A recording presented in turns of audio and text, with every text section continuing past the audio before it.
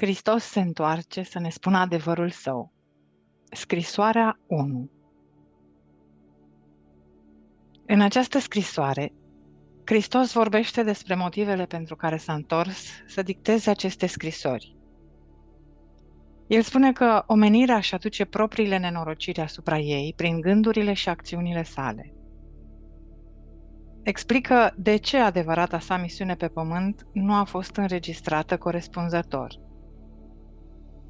Spune că nu există un păcat împotriva lui Dumnezeu, precum și faptul că adevărata sursă a ființei noastre nu este înțeleasă.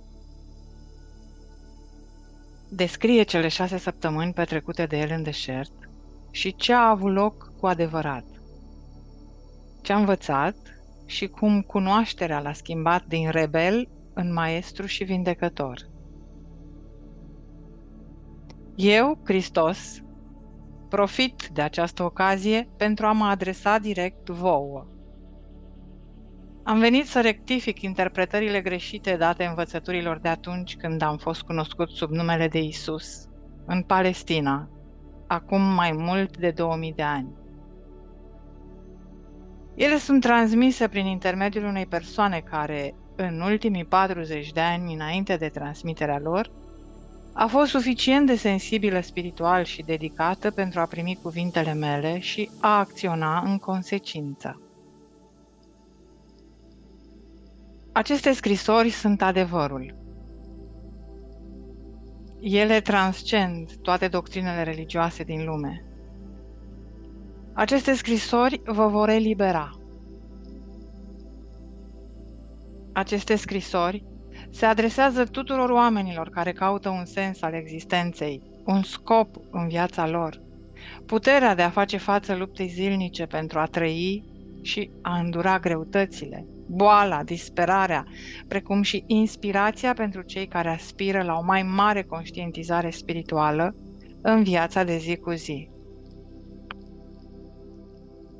Ați putea spune că aceste scrisori sunt cursul unui maestru, pentru cei care sunt gata să pună piciorul pe calea pe care am străbătut-o când eram pe pământ, în Palestina. S-ar putea să vă îndoiți de adevărul cuvintelor de mai sus. Pe măsură ce veți citi aceste pagini și veți aprofunda faptele pe care vi le prezint cu privire la existență și la originea personalității, vă veți da seama că acest adevăr nu putea veni decât din cea mai înaltă sursă. Cei care au dificultăți în a înțelege scrisorile ar trebui să le citească pagină cu pagină, apoi să le pună deoparte și să mediteze. Treptat, sensul se va infiltra în conștiința voastră, căci aceste pagini sunt o legătură între conștiința voastră și conștiința mea transcendentă. Veniți la aceste scrisori cu o minte la fel de liberă de idei, credințe și prejudecăți, ca un copil mic, înainte de a fi îndoctrinat cu credințe umane. Aduceți-mi mintea voastră dezordonată, o minte căutătoare, iar eu voi umple cu adevărata comoara celei mai înalte cunoașteri, care, pe măsură ce o veți absorbi, vă va ușura sarcina zilnică și vă va conduce spre pășuni verzi de cea mai strălucitoare lumină, însemnând abundență, bucurie, extaz și împlinirea tuturor nevoilor. Veți ajunge să știți cum este să vă simțiți binecuvântați din abundență, cu tot ceea ce există dincolo de înțelegerea voastră umană actuală. Aceste scrisori sunt trimise tuturor oamenilor din întreaga lume cu compasiunea și dragostea mea. Pe măsură ce le veți citi, veți simți dragostea și compasiunea și veți ajunge să realizați că luptele voastre zilnice cu existența nu v-au fost niciodată destinate. Nu este nevoie să experimentați durerea și stresul atunci când înțelegeți, absorbiți și practicați adevărul existenței în mod constant. Scopul din spatele acestor scrisori Ele sunt menite să aducă iluminarea în lume în general, pentru a permite omenirii să construiască o nouă conștiință în următorii 2000 de ani. Aceste scrisori sunt semințele viitoarei evoluții spirituale a omenirii. Rețineți bine! Evoluția spirituală a conștiinței umane este cea care determină evoluția mentală și fizică în viața voastră personală și globală și aduce omenirea în stări de bine din ce în ce mai armonioase. Dacă vi se pare greu de crezut, reflectați asupra ultimilor 2000 de ani și vedeți ce s-a realizat de când am vorbit ultima dată cu oamenii în persoană. A existat o tendință de evoluție treptată către iubirea frățească pe care am predicat-o în mod constant evreilor. Atunci când am pășit eu pe pământ, nu existau organizații umanitare ca cele pe care le aveți acum. Ambiția, lăcomia și autogratificarea erau considerate un comportament normal. Atunci exista puțină dragoste frățească, chiar și printre evreii pe care profeții îi îndemnaseră de generații întregi să-și iubească aproapele ca pe ei înșiși. Pe măsură ce omenirea și-a dezvoltat capacitatea de a iubi frățește, aceasta și-a făcut viața mai plăcută și mai confortabilă sub forma considerației reciproce, a curtoaziei, a amabilității și a creării de spitale, de organizații de protecție a copiilor, de îngrijirea bătrânilor, de mișcări pentru drepturile omului și de multe alte instituții dedicate îmbunătățirii condiției umane. Toate acestea s-au născut în inimile și mințile celor care au ascultat cu sinceritate cuvintele mele inițiale, rostite în Palestina, îndemnându-i pe oameni la dragoste frățească și compasiune pentru semenii lor. Această formă de grijă spirituală și de iubire frățească a căpătat un avânt extraordinar în secolul al XIX-lea, când cuvintele mele au fost predicate cu sinceritate și intensitate reînnoite de la învoane și primite cu bucurie de congregațiile sincere și serioase. Predicatorii și congregațiile erau la acea vreme răspândite în întreaga lume, pe toate continentele. Sabatul era considerat cu adevărat o zi de odihnă, iar gândurile majorității oamenilor creștini erau înălțate la contemplarea puterii lui Dumnezeu. O astfel de încetare la nivel mondial a îndatoririlor și ocupațiilor obișnuite a însemnat că o înălțare continuă a gândului conștient către puterea creatoare divină a creat o conștiință umană divină, regulată și puternică, care susținea și întrepătrundea viețile oamenilor. Petiția umană a atras puterea divină în conștiința umană și în experiența umană și a condus direct la creștere și expansiune în fiecare fațetă a vieții umane. Cu toate acestea, oamenii nu știau încă cum să direcționeze mental puterea divină către canale de creativitate spirituală, mai degrabă decât către ego. În consecință,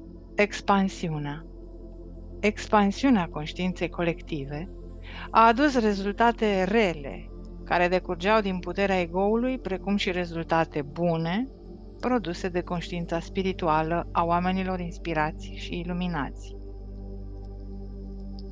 Rețineți bine, din acest motiv, eu am venit în mod expres să vă explic vouă un fapt de o importanță vitală a existenței. Vă rog să citiți cu atenție. Este vorba despre aceasta.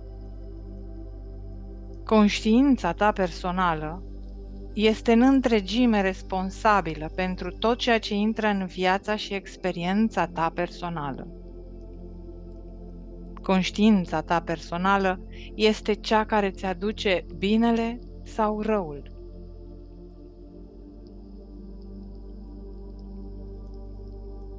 În subconștientul tău aduși prin intermediul unor amintiri puternic imprimate, dar ascunse, ale trecutului, traume, emoții din viața sau viețile trecute, care pot izbucni și îți pot colora conștiința prezentă. Rugăciunea ta specifică și pasionată pentru o ușurare de un anumit fel poate fi ascultată, dar nu îți va folosi la mare lucru pe termen lung dacă mintea și inima ta operează în mod continuu în contradicție cu legile universale ale iubirii și trăiești într-o mentalitate de critică constantă. Legile universale ale existenței se referă numai la activitățile conștiinței și sunt exacte și neabătute. Ele nu sunt recompense sau pedepse din partea lui Dumnezeu. Repet, nu sunt pedepse din partea lui Dumnezeu.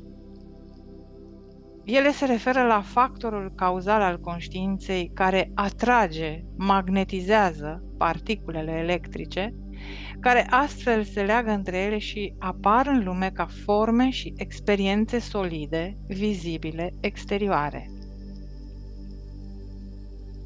Rețineți bine! Uneori, oamenii intră în contact prin rugăciune puternică cu realitatea divină din spatele și din interiorul întregii creații. Aceasta răspunde și activitatea ei se manifestă în scurt timp prin îmbunătățiri necesare în viața personală și națională, iar oamenii pot exclama: "Este un miracol!" Dar pe termen lung, starea conștiinței personale sau naționale se va reafirma din nou în experiențele lor și va produce din nou aceleași efecte negative în sănătate sau în afaceri ca și până atunci. Nu puteți efectua schimbări permanente în viața voastră decât dacă vă schimbați conștiința. Prin urmare, oamenii trebuie să se roage și să se străduiască în permanență să obțină iubirea necondiționată.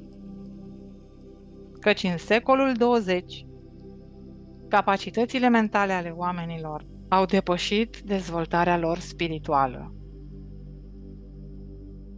Oamenii de știință au crezut că pot explica originile creației și că le pot atribui unui accident.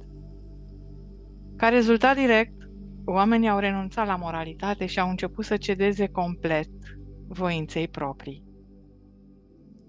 Ei au pus în mișcare un nou impuls de amenințare în lume, deoarece au început să creeze o nouă formă de conștiință mondială a egoului, în directă opoziție cu natura divinității, iubirea necondiționată. Conștiința umană a blocat influxul divinității. Rețineți bine! Imaginațiile tot mai luxuriante ale câtorva oameni, care ar fi fost cuprinse la nivel local cu un secol în urmă, au devenit acum o infecție mentală contagioasă, glorificată în literatură, filme, teatru, răspândindu-se în întreaga lume, creând o conștiință umană globală similară cu a lor, exprimată prin excese sexuale, violență și perversiuni. Această infecție mentală se manifestă în primul rând prin moduri de viață egocentrice și prin crearea de dispozitive tehnice care au creat grave tulburări de sănătate, schimbări climatice, pierderi de recolte, deteriorarea mediului înconjurător, dispariția ființelor vii și masacrarea în masă a ființelor umane. Infecția mentală se manifestă în personalitatea umană sub forma unui comportament deranjant și destructiv, a consumului de droguri, a cruzimii, a depravării abominabile, a operațiunilor mafiote și a exceselor sexuale. Astfel, a fost creat un cerc vicios de malignitate și perversiune ale gândirii și activităților de către magnații divertismentului și ai mass media. Scopul: captarea interesului egocentric al publicului. Ecranul televizorului și al cinematografului au devenit noua Biblie a comportamentului uman. Tragediile personale, necunoscute omenirii în urmă cu un secol, au devenit frecvente, iar oamenii trăiesc cu frica de a merge pe străzi. Gospodăriile sunt baricadate în spatele unor ziduri înalte. Problemele familiale și sociale sunt luate în dezbatere publică periodică și astfel se perpetuează povestea mizeriei umane. Aceasta este bestia care vă pândește ținuturile și hrănește cu o miasmă de bestialitate mințile inocente. Se va perpetua până când cunoașterea lui Hristos va fi recunoscută, acceptată și trăită de majoritatea oamenilor de pe pământ. Pentru că această cunoaștere vă va arăta cum să vă întoarceți pe adevărata cale a vieții, pentru a începe să creați genul de vieți pe care vi le doriți cu adevărat. Pentru că eu sunt iubire necondiționată. Vorbesc adevărul pe care multe minți spirituale îl bănuiesc, dar care este respins de cei care sunt orbi din punct de vedere spiritual în acest moment. Aceste cuvinte nu sunt rostite pentru a vă amenința sau pedepsi, ci pentru a vă atrage atenția asupra sursei tuturor ororilor de nedescris care vă umplu zilnic ziarele și ecranele televizoarelor. Doar dragostea mea pentru toți oamenii mă obligă să cobor prin diferite niveluri de conștiință pentru a ajunge la dimensiunea depravării umane, pentru a vă avertiza de consecințele acesteia în viețile voastre actuale. Rețineți bine, important. Vă întrebați de unde a apărut virusul HIV, care atacă prețiosul sistem de autoapărare al omului, sistemul imunitar, și care vizează de asemenea abilitățile de procreare.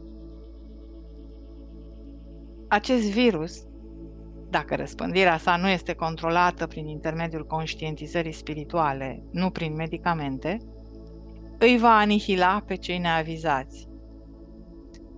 Cei iluminați vor evita acestea și alte capcane ale existenței. Trezește-te! Realizează! Propriile tale impulsuri de conștiință puternice sunt impulsuri de viață. Acestea sunt impulsuri electromagnetice extrem de creative. Atunci când sunt de natură virulentă, violentă, agresivă, criminală, ele emit particule electrice de conștiință virulentă, violentă, agresivă, criminală, care iau forma unor viruși virulenți în aer, răspândindu-se de la o persoană nevinovată la alta. Ceea ce se naște și se hrănește în mintea bolnavă, capătă în cele din urmă formă în lumea fizică. Aceasta nu este o pedeapsă din partea lui Dumnezeu, așa cum vă învață bisericile. Este un fapt științific al existenței. Prin urmare, este extrem de urgent ca toți oamenii cu mentalitate spirituală să lase deoparte închipuirile infantile pentru a percepe în mod clar adevărul creației și al existenței. 2. Mesajul meu către toate bisericile. Eu, Hristos, am venit în mod expres să vă spun adevărul despre originile personalității umane. Vă voi explica exact de ce și cum a fost dată omenirii o înclinație naturală născută pentru voința proprie și o dorință de control pentru autogratificare și autoapărare. Acest lucru nu este un păcat, ci face parte din procesele naturale de creație. Nu există nicio pedeapsă de sus. Oamenii, prin exercitarea voită și dăunătoare a puterii egoului, își atrag asupra lor propria pedeapsă. Rețineți bine! Din acest motiv, așa cum manualele școlare științifice devin de prisos pe măsură ce mintea umană descoperă și absoarbe cunoștințe științifice mai avansate, tot așa ar trebui să îi se permită formei actuale de creștinism, construite pe doctrine false, centrate pe crucificarea mea, să moară de moarte naturală. Rețineți bine! Criza globală actuală, care a introdus o nouă distrugere a dreptului internațional și a pus bazele viitorului terorism global, indică în mod clar că nicio religie din lume nu posedă cunoștințele necesare și conducerea eficientă pentru a iniția schimbări în modelele mentale umane, care vor conduce direct la pace și prosperitate. 3. Adevăratul lider spiritual va fi capabil să le arate congregațiilor sale cum și de ce mentalitățile moderne au creat calamitățile și ororile care au fost create în conștiință și care abia acum încep să se facă pe deplin simțite în mijlocul vostru, sub diverse forme de boli și cutremure, inundații, foamete, războaie, revoluții și alte tragedii. Fiți siguri, niciun rău care se abate asupra pământului vostru nu este un dezastru natural.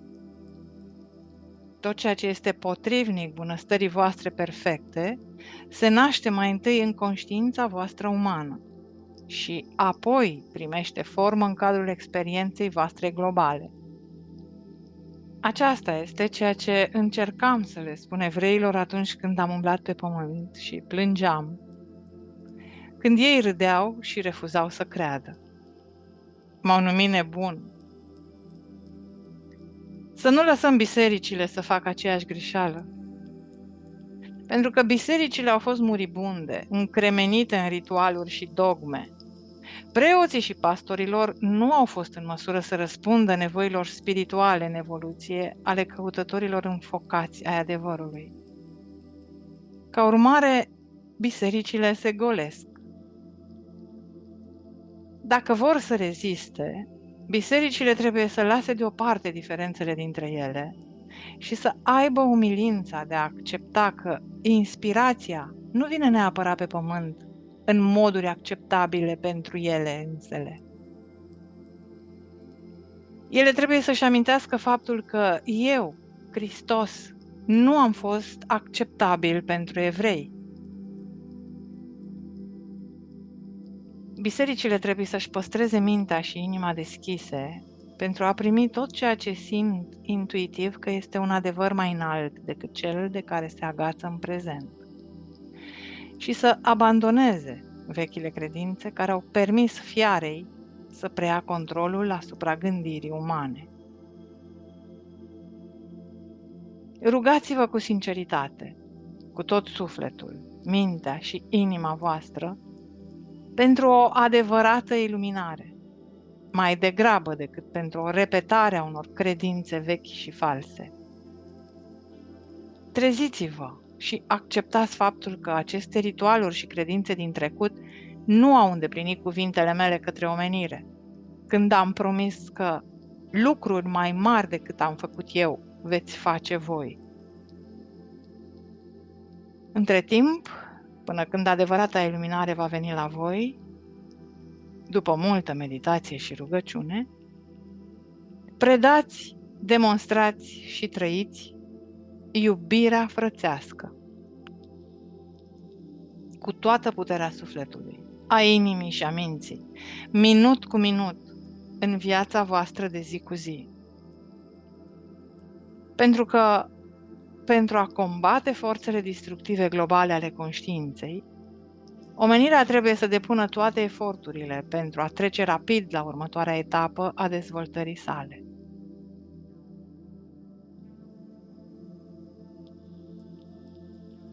Punctul numărul 4.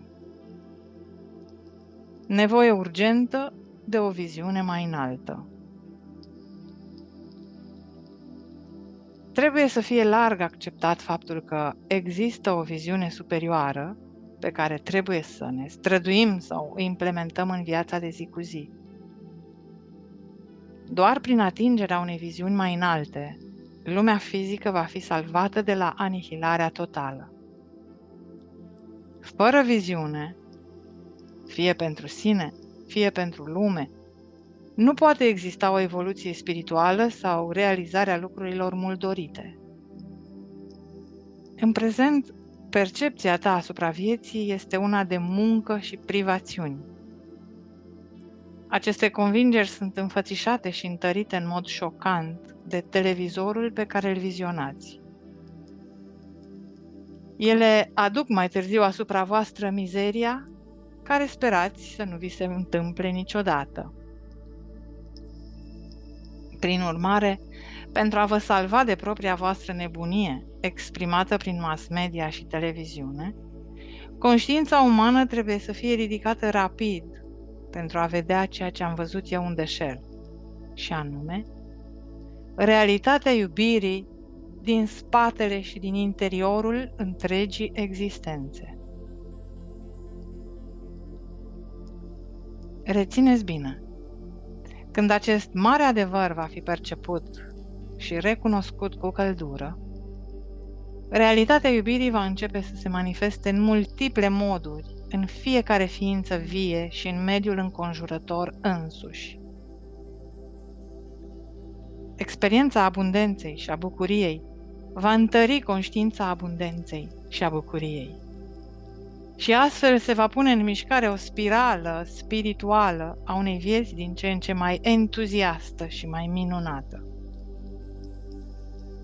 Când adevărata natura a ființei va fi pe deplin înțeleasă, omenirea va trece la următoarea etapă a evoluției spirituale și va pune în mișcare o nouă și binecuvântată formă de activitate umană și de experiență personală.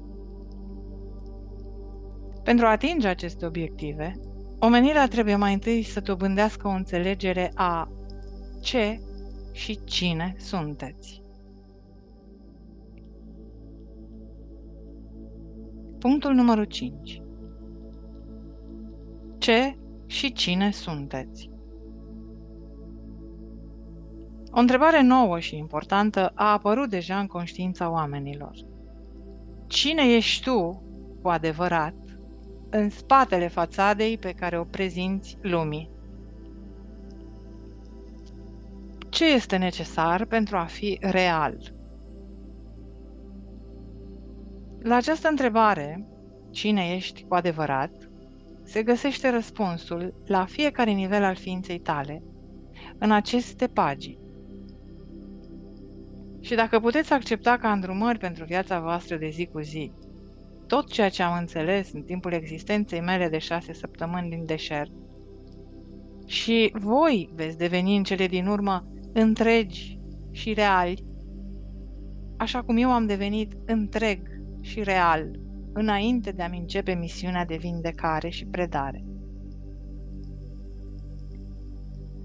Deoarece sunt puțini oameni în lume care să se considere întregi în acest moment, trebuie să recunoașteți cu siguranță că există cea mai urgentă necesitate ca eu să intru în mințile voastre pentru a vă conduce către un nou mod de gândire și de simțire. O astfel de schimbare de conștiință vă va aduce în armonie divină cu realitatea și condiții de viață și securitate mai bune. Pentru a putea face această muncă de reconstrucție în conștiința voastră, trebuie mai întâi să vă imprim în minte și voi trebuie să acceptați că am predat multe lucruri în Palestina pe care oamenii nu erau încă pregătiți să le primească. În mod semnificativ, nu s-a ridicat niciodată public întrebarea de ce nu există nicio înregistrare a începuturilor vieții mele de adolescent. Care a fost adevăratul motiv pentru o astfel de omisiune atât de importantă? În mod la fel de semnificativ, deși am petrecut 6 săptămâni în deșert după botezul meu și am ieșit din acea experiență ca învățător și vindecător, niciun scriitor nu a încercat măcar să descrie ce a avut loc de fapt în acea perioadă, în afară de faptul că am fost ispitit de diavol și am fost cu fiarele sălbatice, iar îngerii erau cu el. Nu există nici cel mai mic indiciu cu privire la ceea ce mi s-a întâmplat în deșert, astfel încât să-mi fi putut permite să mă pot întoarce în orașe și sate proclamând: Împărăția lui Dumnezeu este în lăuntrul vostru, și să vorbesc în sinagogi cu atâta autoritate încât bătrânii evreilor au rămas uimiți. Adevărul cu privire la starea mea umană a fost, cu acordul comun al discipolilor mei, suprimat pentru a da mai multă credibilitate presupusei mele divinități și misiuni. Conform Evangheliilor, s-a spus despre mine că sunt unicul fiu al lui Dumnezeu. Atunci, de ce m-am referit frecvent la mine însumi ca fiind fiul omului? Am făcut aceste afirmații în mod special pentru a contracara credințele predominante în divinitatea mea și pentru a imprima în mințile oamenilor faptul că aveam aceleași origini fizice ca și ei. Am vrut ca ei să înțeleagă că ceea ce pot face eu, ar putea face și ei dacă ar avea cunoștințele mele și ar urma instrucțiunile mele pentru gândire și acțiune corectă. Atât de multe mituri au apărut în jurul persoanei mele pământești și a conștiinței mele spirituale, încât este timpul să vă debarasați de ele cât mai complet posibil, deoarece îi împiedică pe oameni să evolueze spiritual. Voi, care ați fost îndoctrinați cu învățături religioase, trebuie să încercați să înțelegeți că atunci când mi-au descris viața, discipolii mei evangeliști au relatat doar ceea ce și-au amintit personal și care susținea pe deplin relatarea activităților mele supranaturale. De asemenea, ei au inclus multe lucruri despre care au vorbit despre mine alții în cei 30 și ceva de ani care au urmat morții mele. După un asemenea interval de timp și după inevitabila înfrumusețare a adevărului, cum ar fi putut vreodată să scrie o biografie cu autoritate despre mine și despre ce s-a întâmplat cu adevărat? Sau să explice în mod corespunzător adevăratele mele percepții spirituale care au dat naștere cuvintelor și miracolelor mele? Doar o singură persoană poate să scrie din acest punct de vedere, și aceea sunt eu însumi. Prin urmare, aceste scrisori vă vor aduce adevărul meu într-un mod în care niciun spectator nu ar putea să-l spună, oricât de bine ar crede că mi-a înțeles gândirea. Din acest motiv, timp de 40 de ani, mintea înregistratorului meu a fost sistematic curățată de toate învățăturile ortodoxe și sistemul de comunicare dintre noi a fost perfecționat. Dacă adevărul meu exprimat în aceste scrisori diferă de multe lucruri scrise în Noul vostru Testament, este de mirare sau de respins din acest motiv? Prin urmare, cobor în conștiință pentru scurt timp, atât cât este necesar în planul vostru de conștiință, pentru a vă descrie viața și învățăturile mele de acum peste 2000 de ani.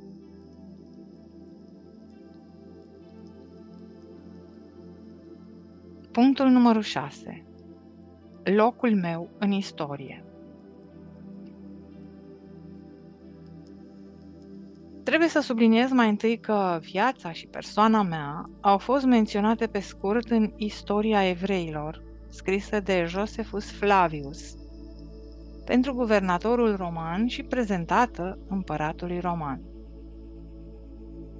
Josephus Flavius a menționat pe scurt că Isus, care a încercat să răstoarne legea, ordinea și guvernarea romanilor, a fost pedepsit și crucificat. S-a susținut că acesta ar fi fost un alt Isus, consemnat de Josephus. Dar nu este așa. Eu, cel care mai târziu am devenit Hristos, care a făcut așa zisele minuni de vindecare și materializare, am fost rebelul. Dar eu nu am fost un răzvrătit. Nu am stârnit în mod deliberat oamenii pentru a-i sfida pe romani și pentru a tulbura legea și ordinea publică. Am fost un rebel împotriva tradițiilor evreiești existente și pentru că atunci când am ieșit din șederea mea de 6 săptămâni în deșert, am văzut un mod mai bun de a gândi și a trăi, am încercat să transmit cunoștințele mele fraților mei evrei, dar fără prea mult succes. Este important să înțelegeți că presiunea opiniei publice cântărea asupra adepților mei. Deși credeau cu adevărat că am adus un mesaj de salvare a sufletului evreilor și că sunt Mesia, Fiul lui Dumnezeu, ei erau de asemenea din lume, încercând să se raporteze la lume cât mai bine posibil. Prin urmare, deși cunoșteau sentimentele mele reactive față de credințele evreiești, nu erau fericiți să renunțe complet la Vechiul Testament, deoarece acesta îi susținuse și îi ținuse uniți pe evrei de-a lungul istoriei lor. În interesul păstrării a ceea ce ei considerau a fi valoros în vechea orânduire, au suprimat orice descriere a persoanei care eram. Discipolii mei și Paul și-au construit propriul edificiu de credințe sacre pe baza a ceea ce au vrut să păstreze din viața și învățăturile mele. Ei au învățat și au consolidat doar ceea ce au considerat a fi valoros pentru oameni, evrei și neamuri deopotrivă, în acel moment și în viitor.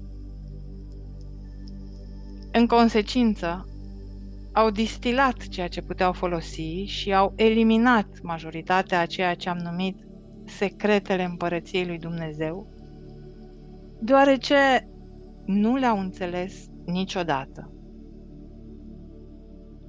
Nici nu le-au găsit de dorit în crearea unei noi percepții a divinității Tatăl. Pentru a păstra credința evreiască în salvarea de la pedeapsa păcatelor, prin intermediul sacrificiului în templu, persoana lui Isus a fost adoptată ca sacrificiu suprem, care a plătit pentru păcatele oamenilor prin crucificarea lui. Această credință a servit mai multor scopuri în acea perioadă. S-a dat morții pe cruce, un motiv valabil și eroic. A fost dovedit oamenilor că eram Fiul lui Dumnezeu, care a îndeplinit o misiune specifică până la sfârșitul vieții mele. Această credință s-a dovedit a fi de mare ajutor pentru evrei atunci când templul lor a fost distrus de romani și a dus la numeroase convertiri. Multe secte ale evreilor, dar și ale neamurilor, nu credeau în viața după moarte. În consecință, era foarte reconfortant să auzi că Iisus Hristos a învins moartea și și-a păstrat trupul. Pentru o mare parte a gândirii umane din acea vreme, viața nu era posibilă fără un trup. Prin urmare, viața după moarte nu putea însemna decât învierea trupului. De asemenea, asta mi-a menținut numele mereu viu în mintea oamenilor. Eram figura istorică care murise cu vitejie pentru a se asigura că oamenii ar trebui să fie eliberați de orice teamă de iad și condamnare. Cu condiția ca ei să creadă în mine, puteau să meargă ca oameni eliberați.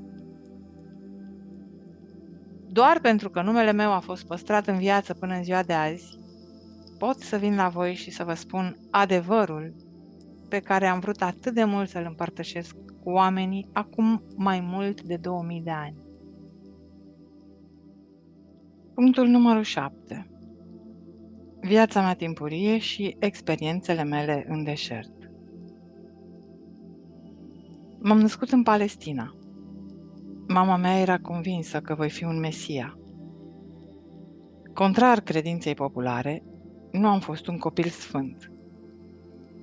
Când am fost dus la templu, la vârsta de 12 ani, pentru a fi intervievat de către preoții șefi, cu scopul de a stabili dacă sunt potrivit pentru a intra în programul de formare religioasă evreiască, am fost respins pentru că aveam prea multe opinii. Dezamăgit amarnic, mama m-a luat din nou acasă și a făcut tot ce a stat în putință pentru a mă crește în sfințenia care i-a marcat comportamentul ei în orice moment. Aceasta a fost o sarcină imposibilă, deoarece eu eram, mai presus de toate, un individualist și indisciplinat în comportament. Nu-mi plăcea deloc îndrumarea mamei mele și încercările ei de disciplină. În tinerețe am devenit de nestăpânit, un adevărat rebel. Am respins adeziunea fermă a mamei mele la credința și tradițiile evreiești, preferând râsul în locul atitudinilor moralizatoare. Am refuzat să învăț o meserie care m-ar fi legat de rutină. Am ales să mă amestec cu toți și toate din clasele mai sărace. Am băut cu ei, am cunoscut prostituate și mi-a plăcut să vorbesc, să mă cert, să râd și să lenevesc. Când aveam nevoie de bani, mă duceam în Podgorii pentru o zi sau două sau îmi luam alte slujbe care mă plăteau suficient cât să mănânc și să beau și să-mi ofere timpul liber la care tângeam. Cu toate numeroasele mele defecte ca ființă umană, atitudinile mele nepăsătoare, ușoare, indolente, voința mea proprie și hotărârea mea egocentrică de a-mi gândi propriile gânduri, indiferent de ceea ce alții ar putea încerca să-mi spună, eu am ținut foarte mult la oameni. Eram profund emoțional. În formele voastre actuale de vorbire, ați putea spune că reacționam exagerat. Eram exagerat de emotiv. Aveam o inimă caldă, plină de compasiune și empatie. Eram profund emoționat în prezența bolii, a suferinței și a sărăciei. Am fost un susținător convins al celor pe care voi îl numiți ratați. Ați putea spune că eram o persoană sociabilă. Am trăit îndeaproape cu ei, într-un spirit de camaraderie. Le-am ascultat necazurile, i-am înțeles și mi-a păsat. Este important de înțeles adevăratele mele origini și caracteristicile tinereții mele timpurii, pentru că acestea au fost impulsurile care m-au împins și m-au îndemnat spre o eventuală iluminare. Ceea ce detestam cel mai mult și la care mă împotriveam cel mai mult era mizeria, boala și sărăcia pe care le vedeam în jurul meu. Mă înfuriam și deveneam pătimaș. Am început să mă înfurii cu patimă, să vociferez când am văzut oameni îmbrăcați în zdrențe, slabi și înfometați, bolnavi, schilodiți, dar înfrânți fără milă de lideri evrei care îi împovărau cu legi și obligații tradiționale fără sens, amenințându-i cu pedeapsa lui Jehova dacă nu se supun. Le-am declarat tuturor celor care mă ascultau că acești bieți oameni aveau destule de suportat, fără să fie striviți de măsuri absurde, care le restricționau orice bucurie. Ce rost mai avea viața dacă nu ne-am născut pentru a fi fericiți?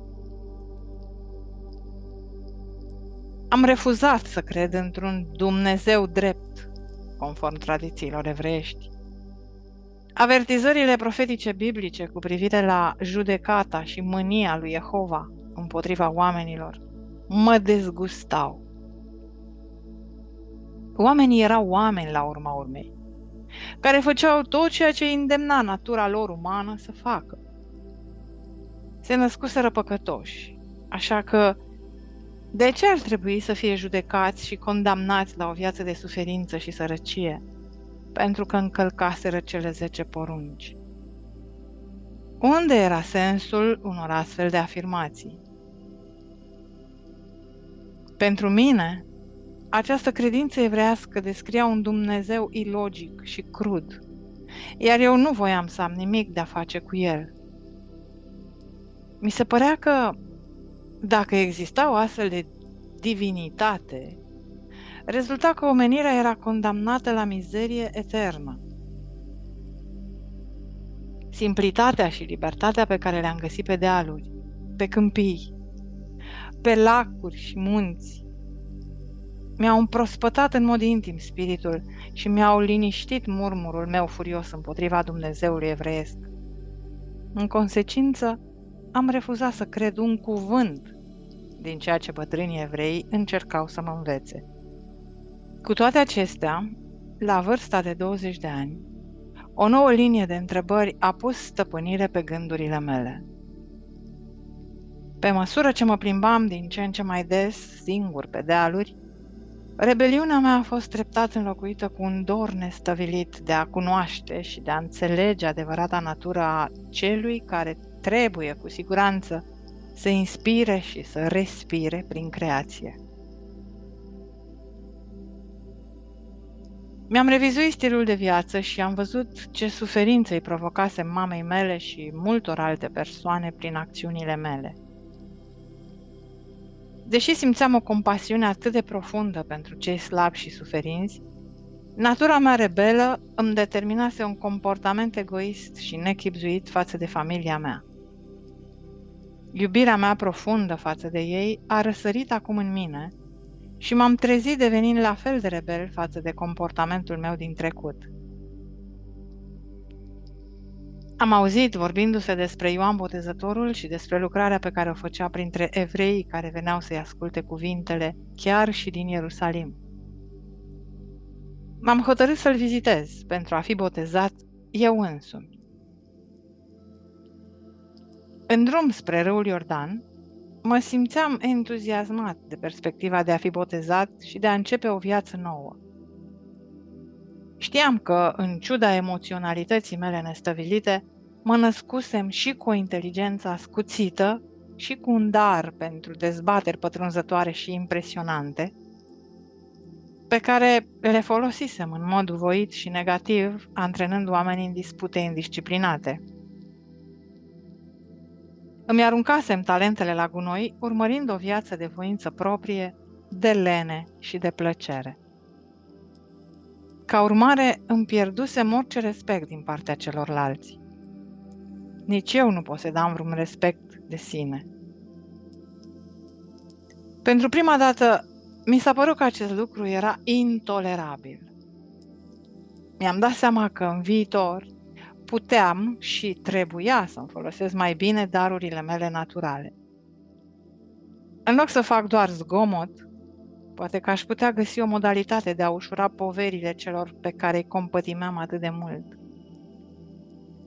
Până în acel moment, nu fusesem de prea mare folos, practic nimănui. Punctul 8. Botezul meu. Când am intrat în apa râului Iordan pentru a fi botezat de Ioan, nu mă așteptam să simt nimic mai mult decât ușurarea că, măcar odată, am făcut un pas pozitiv în reformarea comportamentului meu. Mă așteptam să simt o nouă hotărâre de a mă întoarce acasă și de a uimi mama și vecinii cu noile mele atitudini binevoitoare față de ei. Ceea ce s-a întâmplat cu adevărat când Ioan m-a botezat a fost o experiență complet diferită de tot ceea ce credeam că este posibil. Am simțit un mare val de energie extraordinară care mi-a străbătut corpul. Am fost literalmente uimit de el. În timp ce ieșeam, clătinându-mă din râu, am simțit că mă ridicam în conștiință într-un mod extraordinar. O mare infuzie de fericire incandescentă m-a înălțat până la o stare de extaz. Eram încântat și conștient de o mare lumină. Potignindu-mă, m-am îndepărtat de râu și am mers, fără să știu încotro mă îndreptam. Am continuat să merg orbește, intrând în deșert. Vă rog să rețineți, cele 6 săptămâni în deșert au fost o perioadă de curățare interioară totală a conștiinței mele umane. Vechile atitudini, credințe și prejudecăți au fost dizolvate. A venit timpul să împărtășesc cu oamenii receptivi tot ceea ce am simțit, am văzut, am realizat și am înțeles. Pentru a-i ajuta pe oameni să se îndepărteze de reprezentările imaginare străvechi ale unei zeități biblice, voi evita să mă refer la Dumnezeu prin acest cuvânt și voi folosi o terminologie menită să vă extindă mințile pentru a îmbrățișa ceea ce este cu adevărat dincolo de orice formă, culoare, sunet, emoție și înțelegere pământeană. Această terminologie va deveni din ce în ce mai semnificativă pe măsură ce perseverați în meditație și rugăciune. Punctul numărul 9. Ceea ce am simțit când eram în deșert. Am fost înălțat în lumină radiantă interioară și m-am simțit vibrant și minunat de viu, admirabil de plin de putere. Am fost cuprins de extaz și bucurie și am știut dincolo de orice îndoială că această putere era adevăratul creator din care toate lucrurile create își primiseră ființa. Această glorioasă armonie interioară, această pace și acest sentiment de împlinire perfectă, care nu mai avea nevoie de nimic altceva pentru a fi adăugat la acel moment frumos, era însăși natura realității, puterea creatoare, care dă viață creației și existenței. Punctul 10. Ceea ce am văzut, realizat, perceput când eram în deșert. Am fost ridicat într-o altă dimensiune a percepției conștiente, care mi-a permis să văd adevărul despre viață și existență. Am văzut cu luciditate și claritate ce era real și ce era fals în gândirea omului. Mi-am dat seama că această putere creatoare pe care o experimentam era infinită, eternă, universală, umplând tot spațiul dincolo de cer, oceane, pământ și toate ființele vii. Am văzut că era puterea minții. Era puterea creativă a minții.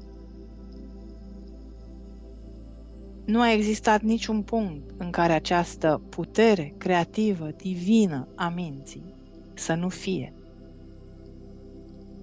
Mi-am dat seama că mintea umană era extrasă din mintea creativă divină, dar era doar o lumânare aprinsă de soare.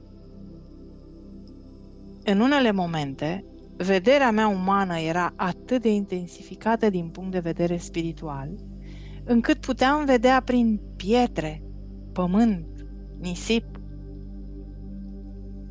Acestea păreau acum a fi doar o strălucire de mici particule. Mi-am dat seama că nimic nu era cu adevărat solid.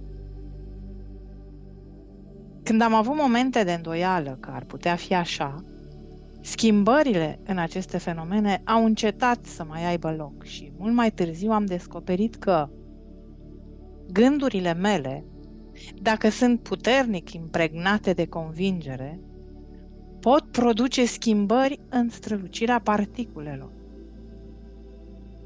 Ceea ce știința numește în prezent particule încărcate electric și, prin urmare, produc modificări în aspectul rocii sau a oricărui lucru pe care îl studiam.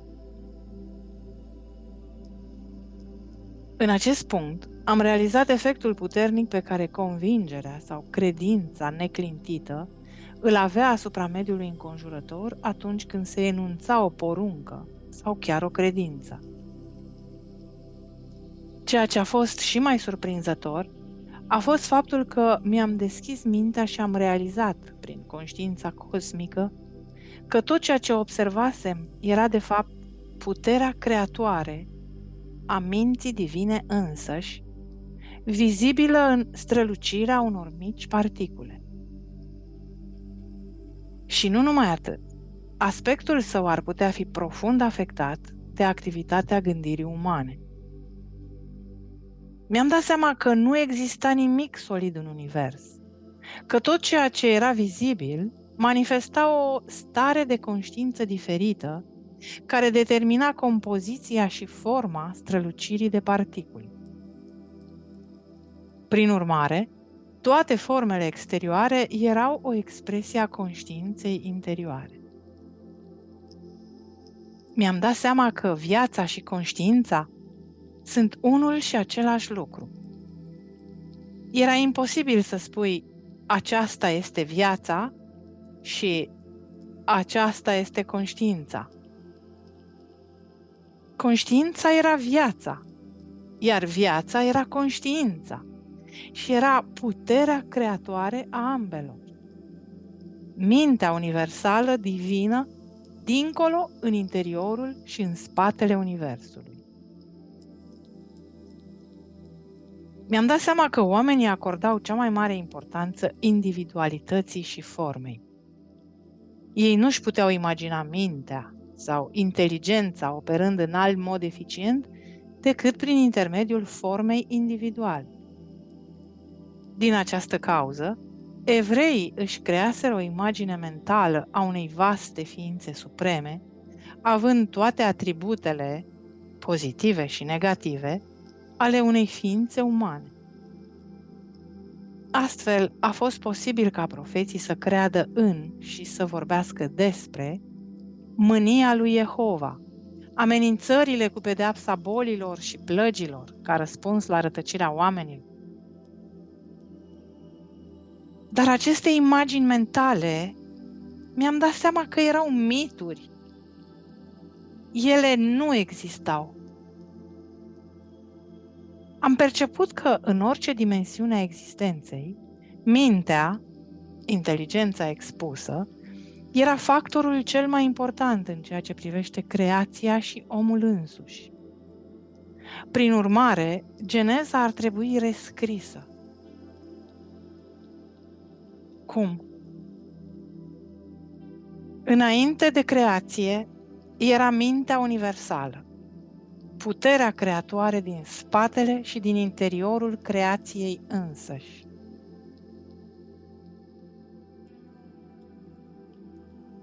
După ce am văzut atât de clar, dincolo de orice discuție, că puterea creatoare a minții universale era pretutindeni în infinitatea cerurilor și activă și în formele pământești, am fost îndrumat în interior să privesc în jurul meu și am văzut doar pietriș și rocă. Apoi, brusc, mi s-a prezentat imaginea unui ținut frumos, în care creșteau toate plantele, arbuștii și copacii imaginabili, și păsările zburau în copaci, iar animalele pășteau iarbă. Urmărind cu uimire această viziune, am văzut că plantele și copacii, fiecare dintre ei, și și păsările și animalele în realitate erau compuse din sute de comunități de entități infinit de mici, pe care oamenii voștri de știință moderni le numesc celule, care lucrau continuu într-un spirit de cooperare complet armonios pentru a produce substanța și diferitele organe ale sistemului interior și aspectul exterior al entității vii finalizate. Am contemplat mult timp această minunată activitate, deși timpul nu mai avea nicio importanță pentru mine. În timp ce priveam și iar priveam, mă gândeam, cine și-ar fi imaginat că în învelișul exterior de blană, pene, piele, există o activitate atât de intensă în cadrul unor mici comunități de entități, care lucrează împreună pentru a da viață, formă, nutriție, vindecare, protecție, rezistență corpurilor atâtor specii diferite. Ceea ce mi-a atras atenția a fost desfășurarea inteligentă a muncii. Prin urmare, am realizat că munca face parte integrantă din activitatea puterii creatoare, de la cea mai mică entitate, celula, din cadrul sistemelor vii, până la cea mai avansată entitate din univers, omul însuși. În sistemele tuturor ființelor vii, toată munca se află sub conducerea, în ultimă instanță, a puterii creatoare divine, în care se aflau planurile și proiectele creației. Am văzut că aceste planuri și proiecte erau, în realitate, forme de conștiință și puteau fi numite cuvinte, deoarece fiecare cuvânt semnifică o formă de conștiință foarte specială. Punctul 11. Cuvântul. Prin urmare, cuvântul original în conștiința puterii creatoare se manifestă în lumea vizibilă. Cuvântul și, prin urmare, tiparul de conștiință rămâne în mintea creatoare divină, aducându-și continuu în existență propria sa creație. Am putut vedea atunci că totul în univers trăiește, se mișcă și își are ființa în puterea creatoare a minții universale, care era infinită și eternă și care era singura realitate adevărată din spatele tuturor manifestărilor de forme individualizate. Eram plin de laudă că totul în lume era în afara și totuși în interiorul acestei superlative puteri creatoare a minții divine.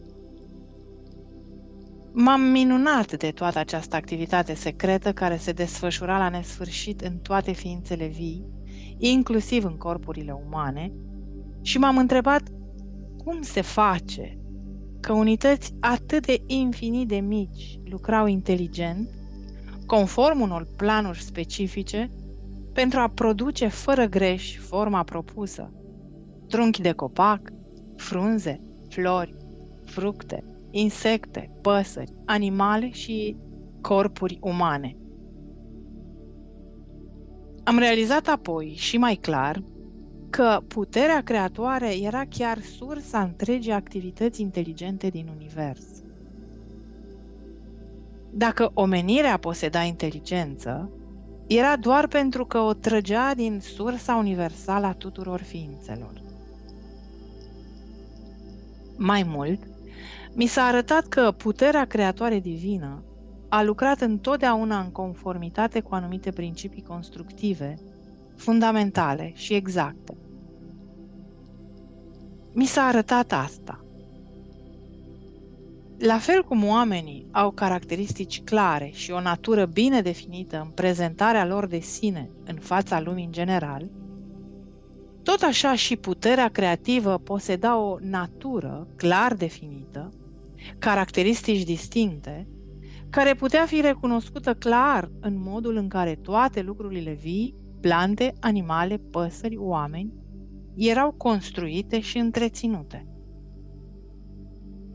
Am văzut că aceste principii și caracteristici observabile în mod clar în procesul de creație erau legi stabilite, invariabile, care guvernează întreaga existență.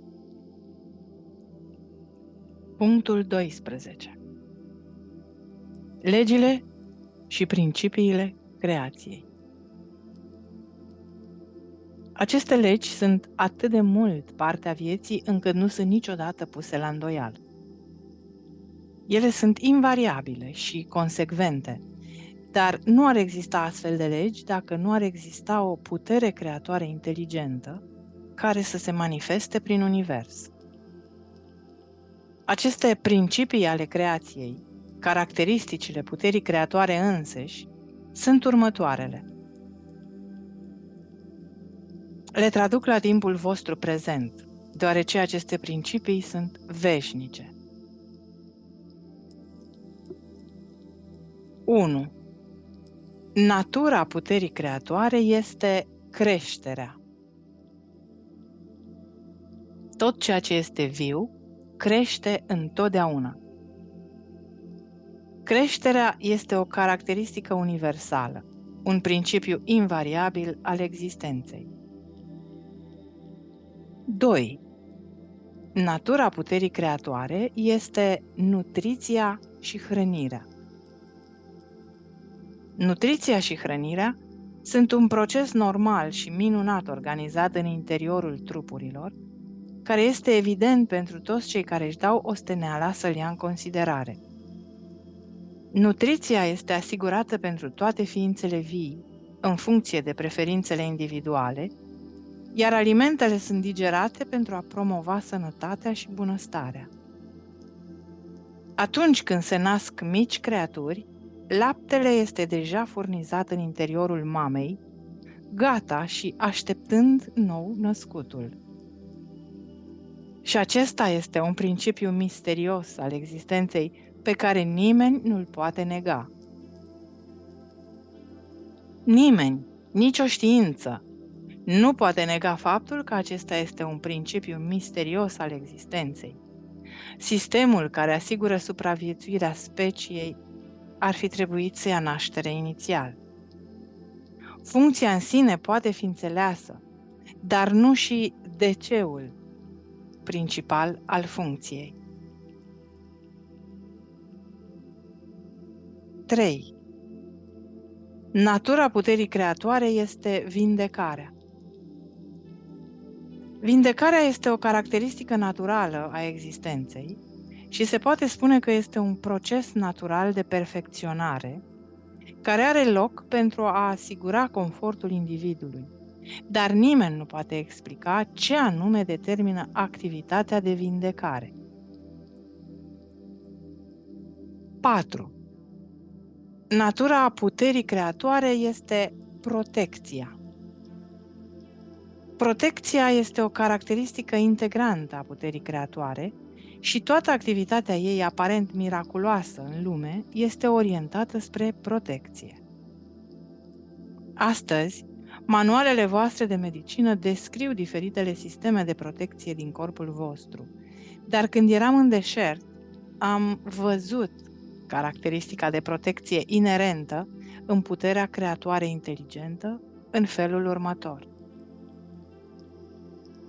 Pe măsură ce plantele, păsările și animalele mi erau prezentate pentru o observație inspirată, am putut vedea cum fiecare nevoie de protecție din corpuri a fost furnizată cu dragoste, cu cea mai mare atenție la detalii. 5. Această caracteristică de protecție este combinată cu cealaltă caracteristică dinamică, cea de satisfacere a nevoilor. Acest lucru a fost clar evidențiat în furnizarea de păr, blană și pene pentru a proteja pielea creaturilor vii și pentru a asigura căldura în caz de frig și protecție în caz de căldură. Am văzut că terminațiile delicate ale degetelor de la mâini și picioare, importante și sensibile, au fost protejate în mod corespunzător cu copite și unghii. Sprâncenele protejau ochii de sudoare, iar ploapele și genele îi protejau de praf și deteriorări. Mi-am dat seama că acele animale care atrăgeau muștele erau dotate cu tipul de coadă care le-ar fi îndepărtat cel mai rapid. Ce fel de iubire, grijă, fericită și veselă se exprima în aceste mici atribute fizice, care păreau atât de mici și lipsite de importanță și care, totuși, aveau o influență atât de profundă asupra confortului tuturor lucrurilor vii. Aceste luxuri fizice, adăugate la designul fizic de bază, au fost în mod clar produsul unei inteligențe care intenționa ca creația să fie confortabilă și fericită, lipsită de stresul pe care l-ar fi experimentat omul și animalul dacă aceste obiecte de lux nu le-ar fi fost oferite. Chiar și funcțiile naturale au fost concepute atât de inteligent și de confortabil încât să atragă mulțumiri. Totul era ascuns atât de bine la vedere. Cât de fericită, cât de norocoasă a fost omenirea să se nască într-o viață atât de minunat echipată. Din nou, laudele mele s-au înălțat și am fost înălțat pe o lumină interioară aurie de uimire extaziantă, pentru că acum vedeam că, pe lângă eliberarea de stres, ființele vii erau menite să exprime și exuberanta natură iubitoare a puterii creatoare. Din acest motiv, ele au fost dotate cu membre, brațe, mâini, picioare și tălpi, degete de la mâini și de la picioare, pentru a le permite să se deplaseze, să alerge, să sară și să danseze, pentru a-și putea exprima gândurile și sentimentele cele mai intime. Am simțit chiar că, dacă omenirea ar fi dorit să zboare și să-i crească aripi și ar fi crezut din toată inima că poate face acest lucru, în cele din urmă ar fi început să crească ceva complementar pentru a le permite să zboare.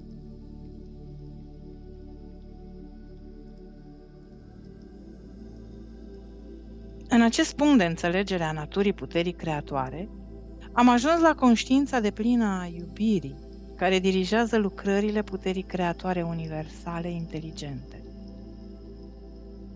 În timp ce reflectam la această iubire, mi-am dat seama că mama din creație hrănește, protejează, satisface nevoile și încearcă să promoveze vindecarea urmașilor.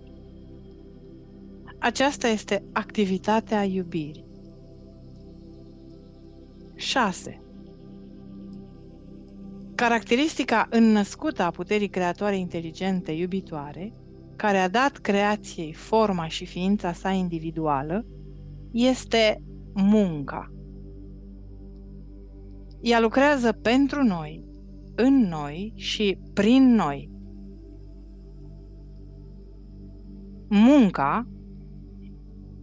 Munca sa este întotdeauna motivată de iubire. Această revelație cosmică m-a umplut de bucurie și uimire.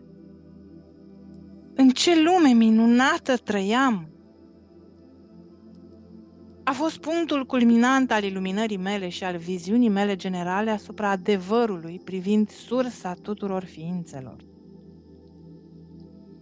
Deja văzusem realitatea corpurilor fizice compuse din diverse comunități de entități infinit de mici, identice, care lucrează într-un spirit de cooperare și armonie pentru a produce diferitele componente ale corpului, carne, oase, sânge, până și ochi și păr. Singura diferență între aceste comunități consta în tipul de muncă impus de obiectivele lor comune. Nu a fost oare impulsul divin în spatele acestei activități inteligente și intenționate în corp, inspirația și fundamentul conduitei omului, atunci când oamenii lucrau la unison pentru a atinge un scop planificat? Ei își trăgeau inteligența și scopul de la puterea creatoare și, totuși, cât de diferit era comportamentul omului atunci când era angajat în construcții pământești sau în orice alt proiect comun, căci era inevitabil caracterizat de certuri și disensiuni. Am fost adus la o realizare a puterii infinite, a creativității inteligente, mereu activă în creație, menținând ordinea, cooperarea, armonia, productivitatea zilnică, neegalată de om nicăieri și în nicio epocă. 7. Supraviețuirea era o caracteristică naturală a puterii creatoare. În fiecare caz în parte, cea mai prodigioasă înzestrare a fost pregătită pentru toate creaturile vii, astfel încât acestea să poată crește, să se vindece de boli și accidente, să se hrănească pentru a-și menține corpul sănătos și să se reproducă pentru a-și asigura supraviețuirea pe acest pământ. Aceasta era singura realitate de care omenirea putea fi absolut sigură, iar activitatea sa era constantă, an de an. Soarele, luna, stelele, toate au rămas la locul lor timp de milenii și era recunoscut faptul că toate posedau propriile lor căi de mișcare. Acest fenomen făcea parte din marea schemă de supraviețuire în creație. Dacă ar fi așa, cum ar putea să nu existe supraviețuirea flăcării eterne a puterii creatoare inteligente și iubitoare, ascunsă în entitățile de orice fel create în univers? Prin urmare, această lume nu era decât o umbră și o imagine a lumilor ascunse ale puterii creatoare inteligente iubitoare, dincolo de această dimensiune. Realitatea întregii creații se afla dincolo de această lume vizibilă. 8. Caracteristica inerentă a puterii creatoare inteligente iubitoare era ritmul. Am văzut că în lume funcționa un ritm. Totul era supus unor anotimpuri care permiteau o înflorire și o dezvoltare a vieții, un sezon de creștere până la coacere și recoltare, precum și producția de semințe care asigurau supraviețuirea vieții plantelor. Apoi existau perioadele de moarte treptată și de odihnă ale iernii.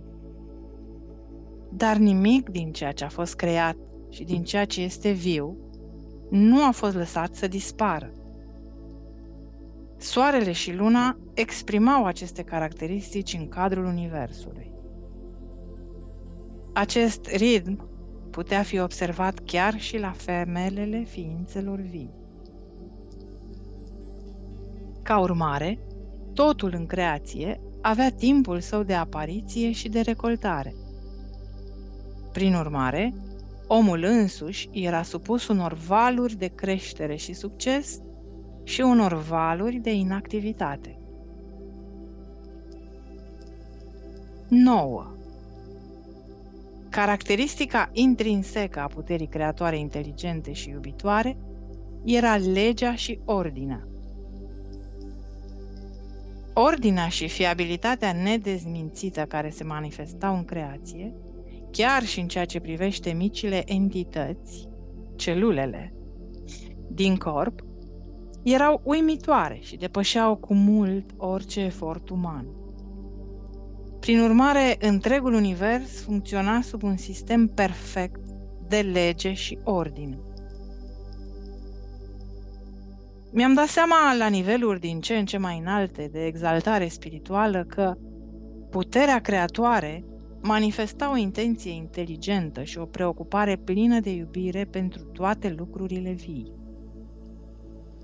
Mi-am dat seama că viața nu era ceva nebulos sau amorf, ci o putere creatoare inteligentă și iubitoare, pe care o puteam simți efectiv în mine însumi, ca pe o stare extraordinar de ridicată de ființă, percepție, strălucire, extaz, bucurie, iubire. Știam că sunt una cu ea, plină de ea, și eram una cu tot ceea ce mă înconjura și una cu cerul și stelele. Și cea mai minunată și glorioasă dintre toate, natura și funcția acestei puteri, Părinte Creator, a fost aceea de a lucra pentru a crea bucurie, frumusețe și confort, pentru a asigura bunăstarea umanității, de a lucra în interiorul omenirii pentru a oferi bucurie interioară, sănătate și confort, și de a lucra prin intermediul omenirii, inspirând-o cu noi realizări și înțelegere. Viziuni magnifice de creativitate măreață și-au făcut loc în mintea mea. Odată ce am fi ajuns cu adevărat să fim unul, canale și instrumente purificate ale puterii creatoare inteligente, am fi putut să ne înălțăm treptat în conștiință până când am fi putut exprima cu adevărat, prin mințile și inimile noastre, adevărata natură a puterii creatoare universale.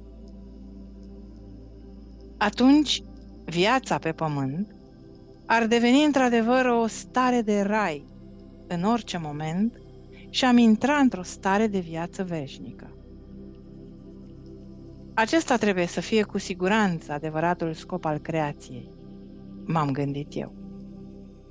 Și mi-am dat seama cu un val de exaltare și bucurie iubitoare că acesta a fost scopul evoluției și dezvoltării omului. Dar, chiar și în acest moment, deși omenirea era atât de imperfectă în comportamentul său, absolut nimic nu era imposibil în viitor, deoarece, în ciuda greșelilor sale, omul era una cu puterea creatoare și puterea creatoare era în el, oferindu-i viață, integritate și tot ceea ce avea nevoie. Toată această realizare m-a ridicat pe culmile extazului, ale jubilării și ale extazului sublim, astfel încât abia dacă mai puteam suporta. Simțeam că trupul meu stă să se dizolve odată cu expansiunea puterii din mine. Eram iradiat de lumină și puteam să o văd peste tot în jurul meu, luminând scena deșertului. Inima mea cânta laude. Cât de minunată și de frumoasă este puterea creatoare iubitoare care lucrează în, prin și pentru noi neîncetat. Ce miracol este creația! Am strigat cu voce tare. Tu ești sursa tuturor ființelor, atât creator cât și manifestat în și prin creație. Nu există nimic în întregul univers care să fie în afară sau separat de infinitatea nelimitată și eternă a vieții divine, a conștiinței puterii creatoare care ești tu. Atunci, cum, Creatorule, este posibil ca omenirea să fie atât de incorectă? Și de ce suferă oamenii de boli, de mizerie și sărăcie? Spune-mi, o prea iubitule Tată, putere creativă, pentru că am fost puternic împovărat cu durerea vieților lor mizerabile.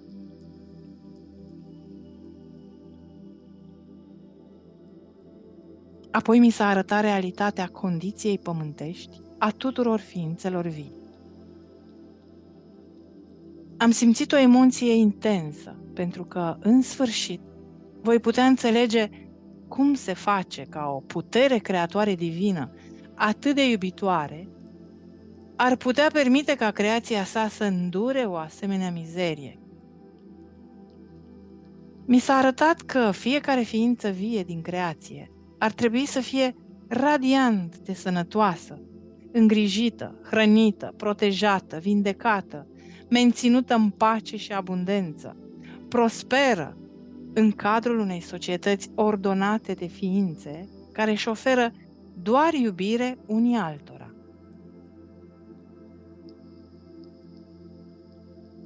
Cu toate acestea, în momentul creației, au luat naștere două impulsuri de bază, asigurând individualitatea. Și acestea au fost cele care au controlat conștiința umanității. Aceste impulsuri mi-au fost explicate în detaliu, dar aceste cunoștințe sunt rezervate pentru o scrisoare viitoare. După ce o veți citi pe aceasta, veți fi mai în măsură să le înțelegeți. Mi s-a arătat următoarea viziune vie. În primul rând am văzut un nou născut ca pe o lumină, o formă de viață a puterii creatoare.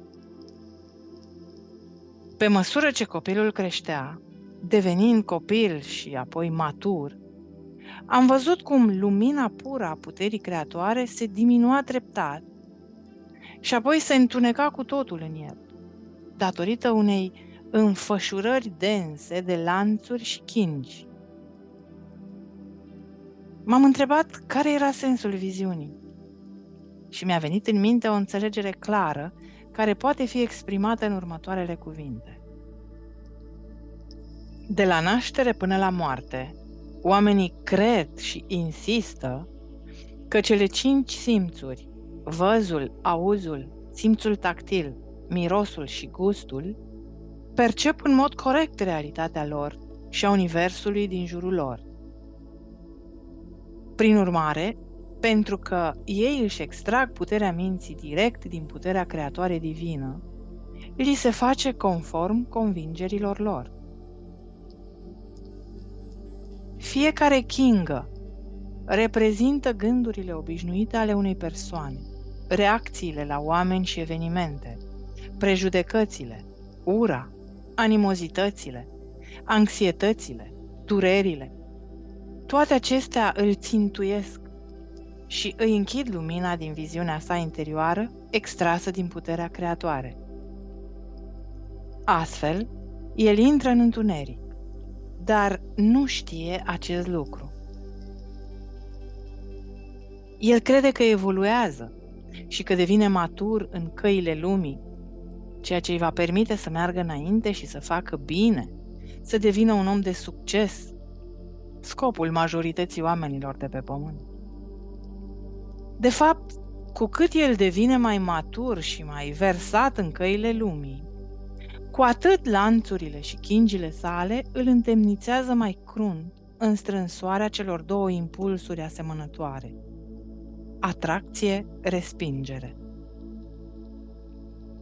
Mai mult, fiecare lanț este întărit de dorințe egoiste și înșelătoare, lăcomie, agresiune, violență și violări ale voinței. Aceste lanțuri atârnă greu în jurul lui și îi împovărează psihicul, care este puterea conștiinței creatoare din adâncul lui.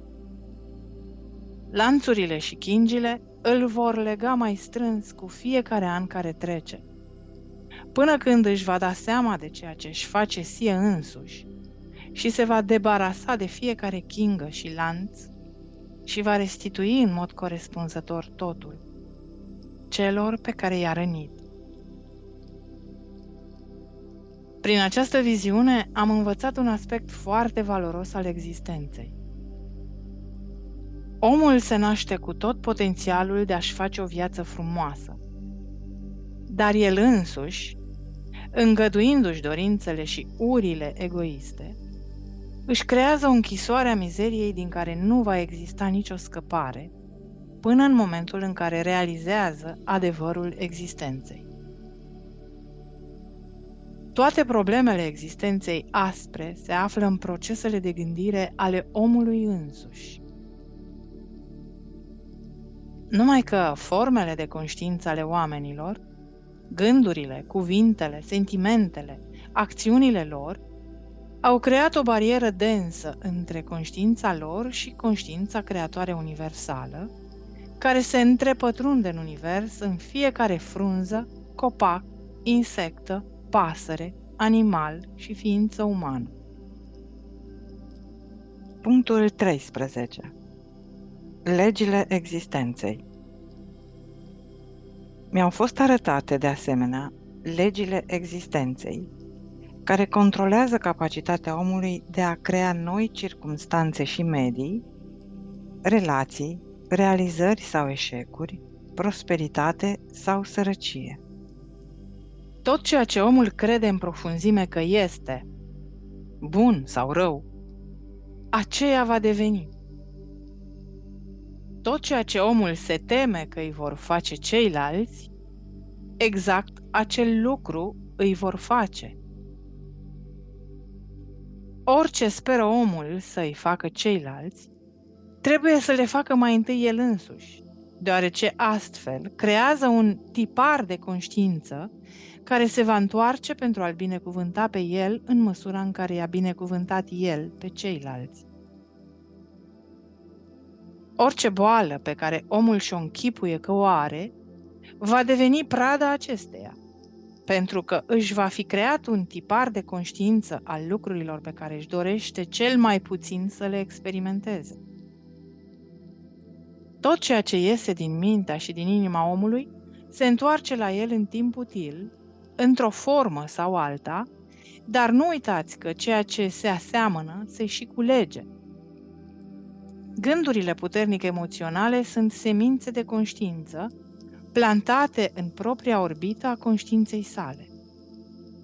Acestea vor crește, aducând o recoltă asemănătoare pentru ca el să o culeagă. Acestea sunt roadele liberului arbitru. Omul nu are cum să scape de ceea ce gândește, spune sau face, pentru că el este născut din puterea conștiinței creatoare divine și este la fel de creativ în imaginația sa. Cei care tânjesc după binele pentru ei înșiși trebuie mai întâi să-l ofere altora, fie ca însăși existența lor să fie o binecuvântare pentru alții. Când astfel de oameni sunt în armonie cu toți ceilalți, ei sunt atunci perfect acordați cu puterea creatoare a conștiinței universale și sunt aduși în fluxul naturii Tatălui, care este creștere, protecție, hrană, fizică, mentală, spirituală, vindecare, satisfacerea nevoilor în cadrul unui sistem de lege și ordine. Cum aș putea să vă descriu strălucirea mea interioară, strălucirea mea transcendentă și strălucirea bucuriei și sentimentele puternice de iubire care mi-au umplut și mi-au expansionat întreaga ființă cu intensitatea lor, până când am strigat din cauza presiunii din mintea și inima mea? A fost atât de puternic încât părea că îmi va dizolva în întregime forma trupească. Pe măsură ce primeam toată această înțelegere supremă și sublimă a realității, a sursei noastre de ființă și a adevăratei naturi a creației însăși și a omenirii, am fost înălțat în spirit și corpul meu a devenit ușor ca aerul. În acel moment, când eram astfel înălțat în interiorul puterii divine creatoare însăși, eram într-adevăr aproape o persoană divină, experimentând un grad ridicat al naturii Tatălui putere creatoare din mine și simțind propria sa unitate și grijă pentru întreaga umanitate. Prin urmare, am putut spune mai târziu cu adevărat: numai eu îl cunosc și l-am văzut pe Tatăl. În acel moment, cât de mult am tânjit să învăț, să vindec, să mângâi, să înalț, să hrănesc, să înlătur durerea și suferința oamenilor. Îmi doream să-i eliberez de frica pe care o aveau de un Dumnezeu răzbunător, mitic.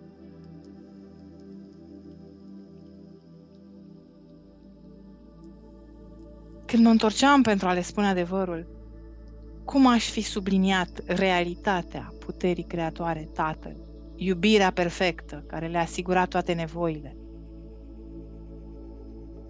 Tot ce trebuiau să facă era să ceară, să caute și să bată și toate nevoile lor, de orice fel, le-ar fi fost împlinite. Cu câtă bucurie le-aș spune vestea cea bună, că izbăvirea de suferință le stă la îndemână, dacă ar face doar pașii necesari pentru a-și curăța mintea și inima de impulsurile gemene ale ființei manifestate. Ar trebui să fie destul de simplu, m-am gândit eu. Era nevoie doar de înțelegere și stăpânire de sine.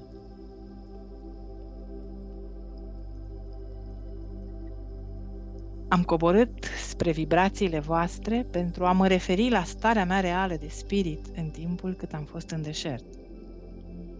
Vă va ajuta nespus de mult la propria înțelegere dacă veți încerca să intrați în starea mea de conștiință din acel moment. Atât de multe lucruri, cum ar fi lucrările mele de vindecare și mersul pe apă, vă vor deveni clare. Ele vor fi văzute ca fiind o consecință naturală a noii mele înțelegeri a puterii creatoare Tatăl. Dacă citiți Evangheliile lui Matei și Marcu, relatările lor vor avea un nou înțeles pentru voi. Ca să mă întorc la ultimele mele ore de iluminare, eram acolo în deșert, posedând înțelegerea clară că omul însuși, fără nicio vină de altfel din partea lui, creează o barieră în calea armonizării cu puterea creatoare Tatăl. Iar acum tânjeam să mă grăbesc, să mă întorc și să predau, să vindec, să mângâi, să usuc lacrimile celor pe care îi compătimeam atât de mult. Cu toate acestea, nu voiam să părăsesc acest loc sfânt, unde fusesem atât de luminat și transformat în spirit. Pe de altă parte, ce viitor minunat mă aștepta! M-aș fi plimbat prin toate orașele, comunele, satele și aș fi spus tuturor celor pe care îi întâlneam vești bune! Împărăția cerurilor, acel loc unde orice boală dispărea și orice nevoie era satisfăcută, era în ei. Pentru că știam că Tatăl și cu mine eram una, acum că mintea mea fusese curățată de vechile gânduri și idei, aș fi îndreptat vindecarea către boala și suferința lor. Ea aș învăța cum să-și aline sărăcia. Când conștiința Tatălui din mine a început să se diminueze și am revenit treptat la conștiința umană, am devenit conștient de o foame cruntă și, de asemenea, de o revenire a condiționării și gândirii mele umane. Reacțiile mele la experiențele mele de 6 săptămâni au început să se schimbe. Conștiința mea umană obișnuită de eu și de dorințele mele A preluat controlul gândurilor mele. De ce? Cel mai uimitor și complet neașteptat lucru mi s-a întâmplat mie. Am exclamat. Mi s-a dat o cunoaștere mai presus de orice altă cunoaștere dată până acum oricărui alt om. Am jubilat când mi-am dat seama că, în sfârșit, îndoiala și revolta mea împotriva Dumnezeului răzbunător al evreilor ortodoxi tradiționali era justificată. Până la urmă, avusesem dreptate. Cine ar fi bănuit vreodată că mintea umană ar putea fi atât de creativă încât un gând sau o dorință puternic susținută să se manifeste în realitate în domeniul vizibil? Mi-am dat seama că Moise trebuie să fi știut ceva de acest lucru, pentru că a realizat unele lucruri ieșite din comun atunci când israeliții erau în mare nevoie. El a devenit un lider și a schimbat cursul israeliților care fuseseră înrobiți în Egipt. Aș putea să mă întorc acum și să-mi eliberez poporul de sub controlul rigid al propriilor lor învățători. Durerile de foame au devenit intense.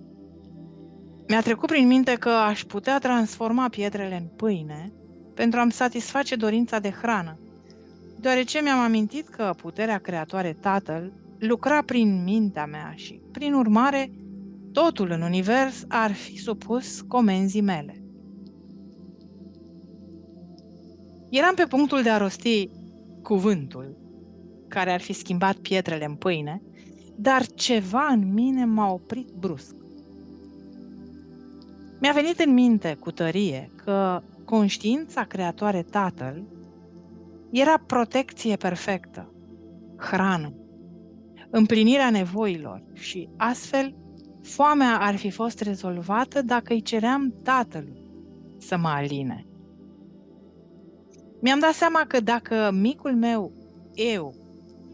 eul meu uman, în nevoia mea, folosea puterea creatoare din motive egoiste, aș fi ridicat o barieră între conștiința creatoare Tatăl și mine însumi, iar tot ceea ce tocmai învățasem ar fi putut fi luat de la mine.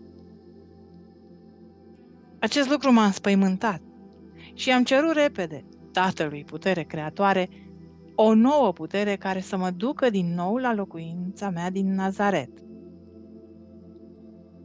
Am cerut de asemenea alinarea foamei în forma care mi s-ar potrivi. Imediat, senzația de foame a dispărut și am simțit un val de energie care mi-a străbătut tot corpul.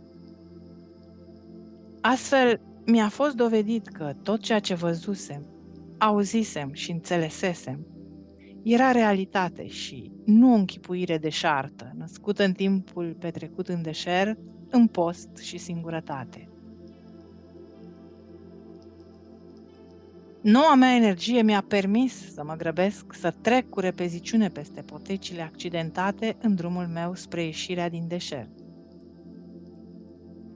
Pe drum, am întâlnit un bărbat bine îmbrăcat, cu o înfățișare dulce și plăcută. M-a salutat cu căldură, exprimându-și îngrijorarea la vederea aspectului meu aspru, neîngrijit și pierderea condiției fizice. Bucuros, m-a așezat pe o stâncă și mi-a împărțit carnea și pâinea lui excelentă. M-am întrebat de ce se afla într-un loc atât de pustiu și de unde venise. Ca răspuns la întrebările mele, a zâmbit și nu a părut deloc surprins când i-am spus că mă aflam în deșert de atâtea zile încât pierdusem numărătoarea timpului.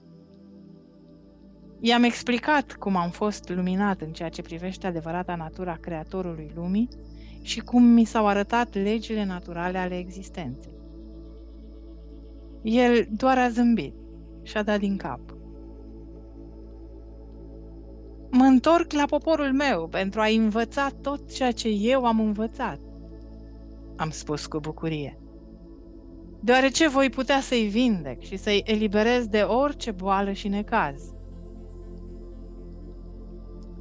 Străinul a răspuns cu tristețe. Va dura multe milenii. Eram pe punctul de a-i reproșa lipsa de credință, când mi-am dat seama că dispăruse. Am știut atunci că un mesager divin venise să mă ajute cu pâine și carne bună și să mă avertizeze cu compasiune că s-ar putea să constat că misiunea mea nu va fi atât de simplă, în ciuda entuziasmului meu. Am fost dezumflat de cuvântul său de avertizare. Entuziasmul meu s-a diminuat. Drumul până la primul sat de pe drumul meu părea nesfârșit. Iată cum o schimbare în gândirea umană produce o schimbare de dispoziție. Mi-a venit ideea că aș putea dovedi și mai mult adevărul la tot ceea ce mi s-a arătat, sărind de pe marginea unei prăpăstii care mi-ar fi scurtat foarte mult călătoria. În timp ce mă pregăteam să fac acest lucru, mi-am dat seama cu forță că încercam să dovedesc că momentul meu de iluminare era real. Dacă aveam nevoie de o astfel de dovadă, atunci mă aflam într-o stare de îndoială și probabil că m-aș fi sinucis. În plus, mi se arătase că în orice situație îmi puteam înălța gândurile către conștiința creativă tată și să cer o soluție la orice problemă. Cât de repede uitasem adevărul! Așa că m-am rugat, cerându-mi cu pasiune iertare pentru că am fost atât de slab încât mi-am satisfăcut propriile fantezii și am căutat propriul meu mod de a face lucruri. Din nou, răspunsul a venit sub forma unei forțe reînnoite și a unei mai mari siguranțe a piciorului în timp ce mă târam pe terenul accidentat. Am descoperit de asemenea că parcurgeam distanțe lungi atât de repede încât mi se părea că am ieșit din calculul normal al timpului și că mă aflam într-o dimensiune mai ușoară, în care experiența umană era ridicată deasupra stăpânirii sale grele, a cheltuielilor epuizante de energie. Mersul pe jos era atât de ușor, încât acum era revigorant. Mă bucuram de faptul că găsisem cheia către o viață mai abundentă.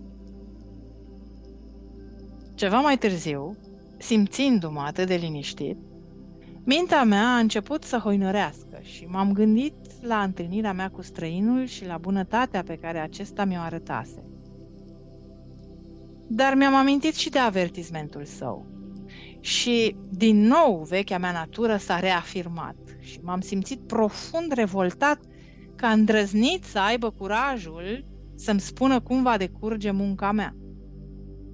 Am decis că nu știa nimic despre viitorul meu și am lăsat avertismentul său deoparte.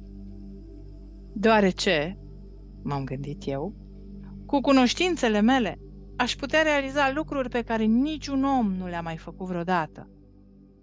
În loc să mă lupt într-o viață dificilă, aș putea începe să acumulez bogăție cu ușurință, să atrag adepți oriunde m-aș duce și să le împărtășesc cunoștințele mele pentru a le face și lor viața mai ușoară. Aș putea să înlătur orice durere și suferință.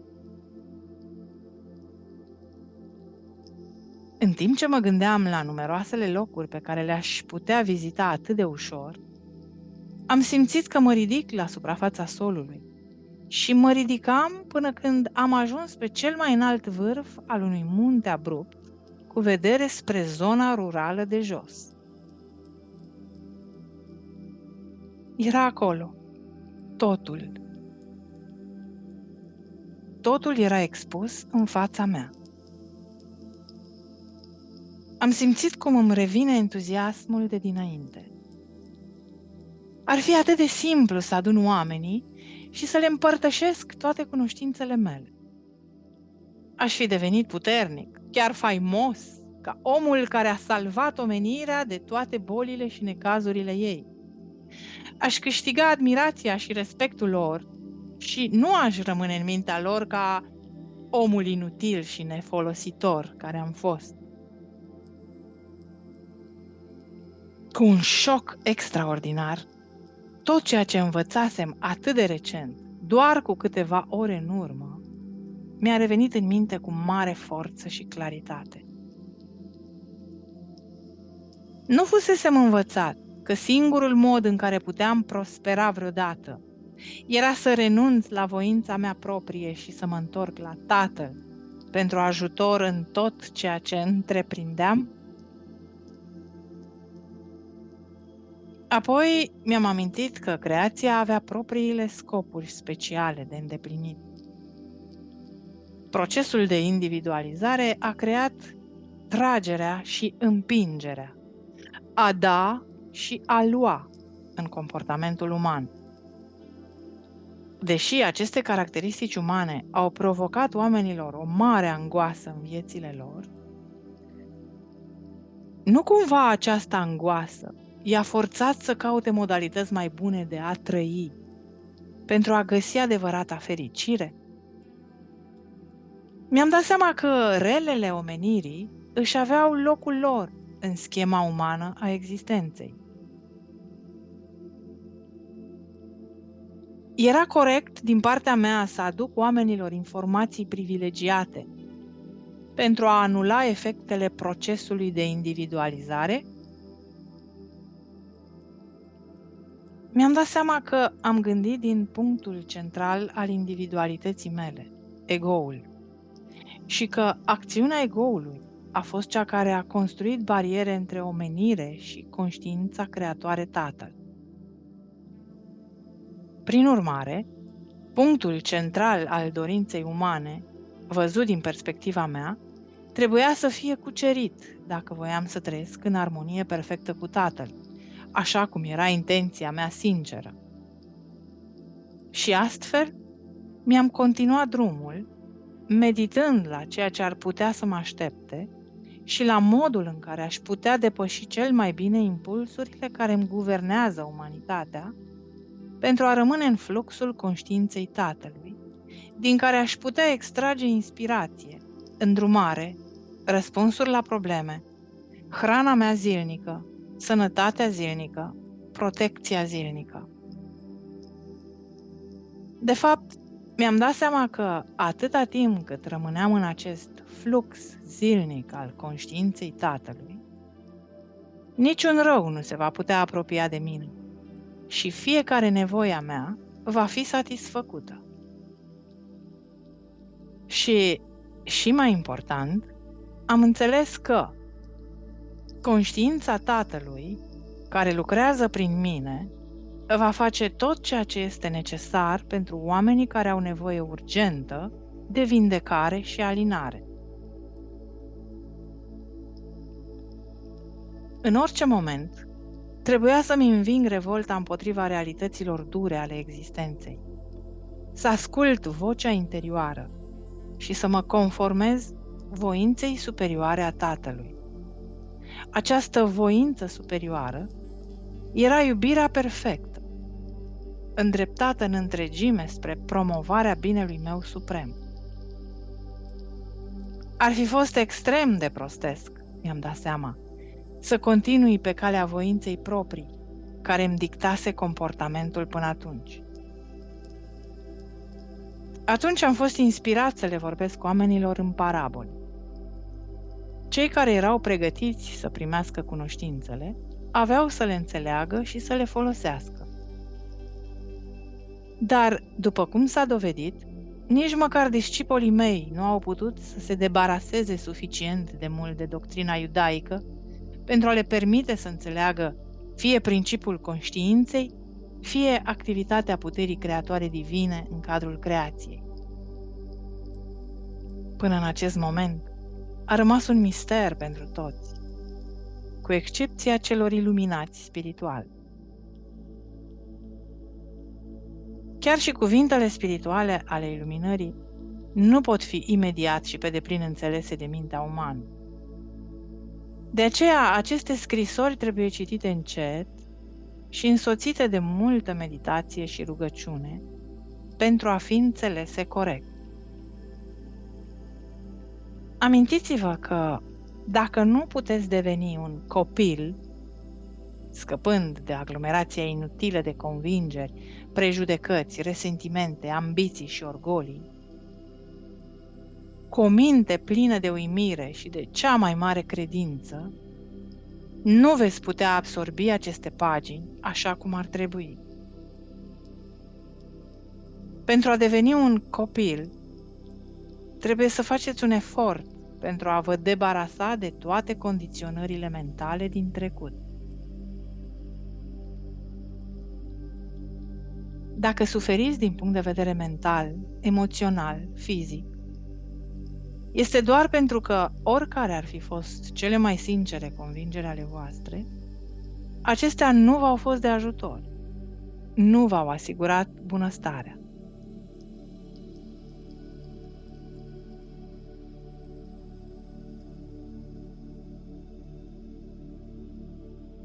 Punctul 14.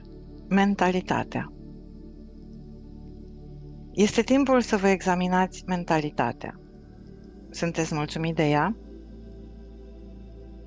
Puteți face alegeri și, pe măsură ce le faceți, puteți apela la Tatăl pentru a vă ajuta să faceți schimbările, iar ajutorul vă va fi dat cu siguranță și necondiționat. Și îl veți primi dacă veți reuși să nu vă îndoiți. Prin urmare, vă îndemn să continuați să citiți, să asimilați paginile următoare. Vreau să vă conving de puterea mentalității voastre, care este suma totală a tuturor programărilor voastre conștiente și subconștiente. Este esențial să înțelegeți că nimic din această mentalitate umană nu își are originea în dimensiunea spirituală. Este în întregime pământeană și probabil plină de idei mitice, prejudecăți, concepții greșite, resentimente, amintiri îngropate ale unor răni din trecut și metode obișnuite de a face față la șuișurile și coborâșurile vieții. Mentalitatea voastră umană, inclusiv orice idei sau credințe religioase, vă determină lumea, relațiile, experiențele, succesele, eșecurile, fericirea și nefericirea. Ea este responsabilă chiar și de boală, afecțiunile și accidentele voastre. Nimic nu se întâmplă din întâmplare. Totul este țesut din firele interioare ale conștiinței voastre personale. Gânduri, așteptări, credințe de viață, destin, Dumnezeu. Trăiți într-o lume creată de voi înșivă. Acesta este motivul pentru care copiii crescuți în același mediu se dovedesc a fi diferiți. Fiecare dintre ei are propria sa mentalitate individuală construită în funcție de trăsăturile inerente de caracter. Dacă de la naștere nu ați avea o mentalitate în dezvoltare, ați fi inconștienți ca o statuie, lipsiți de sentimente, de reacții și gânduri. Dacă ai avea mintea goală, ai privi lumea și, deși ar putea exista o mare activitate în jurul tău, nimic nu ți-ar afecta conștiința, deoarece ai fi lipsit de reacție. Nimic nu te-ar face fericit sau nefericit, chiar dacă o bombă ar exploda în apropierea ta.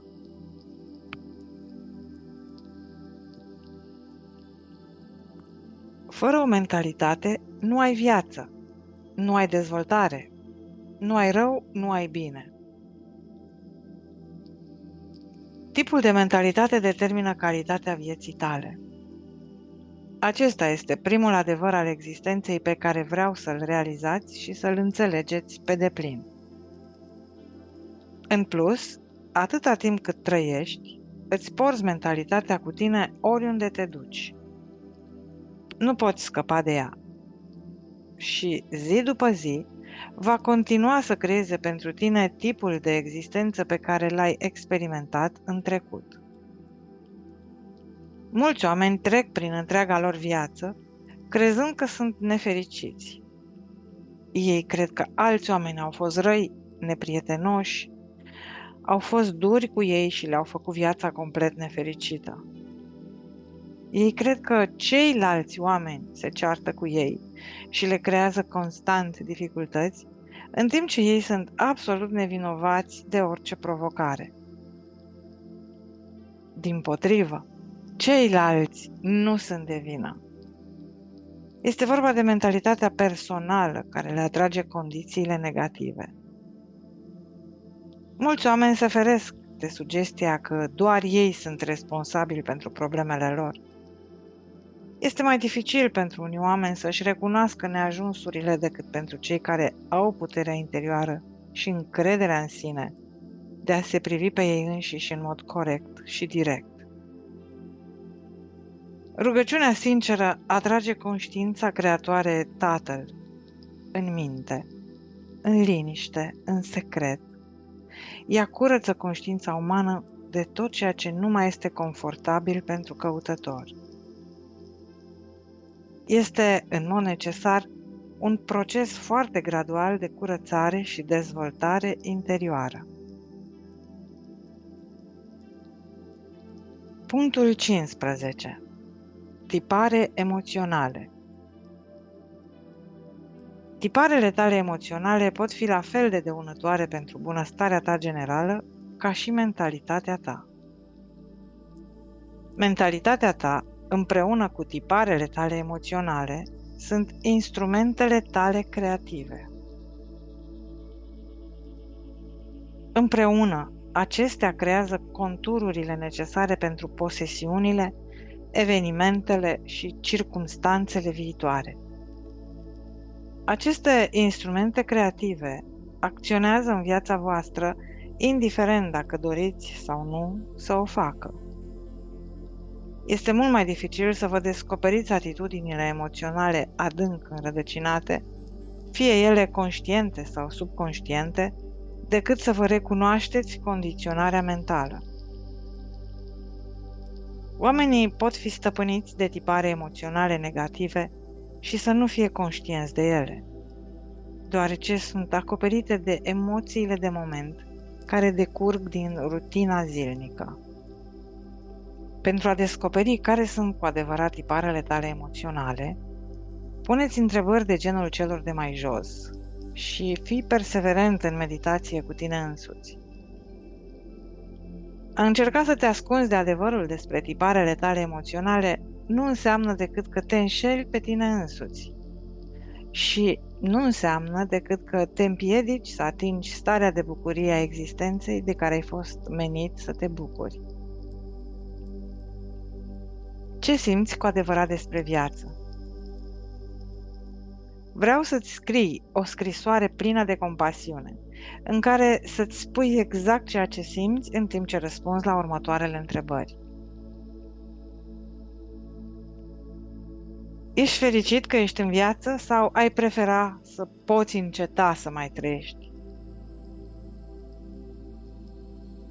Dacă răspunsul tău sincer este cel din urmă, atunci ai o atitudine negativă față de existență și ești în război cu tine însuți la un nivel profund. Știți în mod conștient că trebuie să vă continuați viața de zi cu zi, dar la nivelul cel mai profund ați dori să renunțați. Războiul interior vă împiedică să atrageți tot ceea ce ați putea trăi dacă ați avea un model emoțional pozitiv. Întrebarea numărul 2. Ce simțiți cu adevărat față de rudele voastre? Există vreo ostilitate îngropată pe care nu vreți să o recunoașteți sau despre care nu v-ați dat seama că există? Întrebarea numărul 3. Ce părere aveți despre locul de muncă, colegi divertisment, alte rase. Scrieți toate descoperirile pe care le faceți despre voi și păstrați-le într-un loc sigur. Această muncă pe care ați făcut-o pentru voi înșivă este pentru voi înșivă și doar în beneficiul vostru. Nu ați făcut-o pentru a vă face o persoană mai bună sau pentru a fi pe placul lui Dumnezeu sau pentru a obține aprobarea altor persoane. Ați făcut această muncă pentru a elimina blocajele interioare existente în calea dezvoltării voastre spirituale și a fericirii finale. Dacă vă decideți să vă schimbați viața citind zilnic aceste scrisori, vă îndemn să puneți scrisoarea datată într-un loc sigur. Recitiți-o peste un an și bucurați-vă de marile schimbări pe care veți vedea că au avut loc în mentalitatea voastră. Veți vedea de asemenea că au avut loc schimbări în circumstanțele voastre. Amintiți-vă că rugăciunea și meditația concentrată în întregime asupra Creatorului vostru vă vor aduce o nouă putere și înțelegere care, la rândul lor, vor aduce schimbări în sentimentele și în mediul vostru.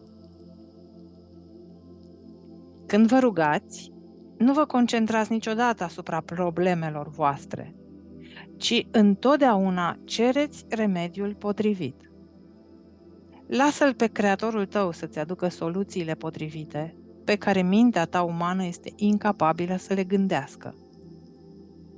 De exemplu, nu-i spuneți niciodată Tatălui vostru Creator cât de bolnavi sunteți. Concentrați-vă pe puterea pe care o primiți imediat în starea voastră, deși conștiința voastră poate fi prea dens umană pentru a o simți, și mulțumiți pentru recuperarea voastră rapidă și credeți în ea. Atunci când mulțumiți, acceptați, recunoașteți, credeți, imprimați în propria conștiință convingerea că rugăciunea voastră se află acum în conștiința iubire Tatăl și că este procesată pentru a se manifesta vizibil în timp util și la momentul potrivit. Când mă aflam în Palestina, mulțumeam în mod constant pentru munca pe care o făceam înainte de a fi îndeplinită. Nu vă rugați niciodată ca apoi să ieșiți din camera voastră și să spuneți oamenilor cât de rău vă simțiți sau cât de groaznică este situația personală sau națională. Dacă i-ai cerut Tatălui Creator să-ți rezolve problemele, finanțele sau sănătatea precară, ce insultă pentru Tatăl Creator să continui să aduci în discuție condițiile negative din trecut. Anulați imediat lucrarea în care este angajat Tatăl Creator în felul acesta. Dacă în mintea voastră, după rugăciune, nu ați depășit vechile condiții negative din trecut, atunci întoarceți-vă la rugăciune până când le puteți alunga din minte și credeți cu adevărat că totul este rezolvat în mod divin chiar în acel minut. Întoarceți-vă din nou și din nou la a mulțumi pentru beneficiile pe care le-ați cerut. Ele se vor materializa cu siguranță. Există multe mii de oameni în lumea voastră de astăzi care se bazează în mod constant pe Tatăl Creator Universal pentru a le îndeplini fiecare nevoie și care sunt martori ai multiplelor binecuvântări din viața lor. Renunțați la temeri. Ele nu v-au folosit la nimic.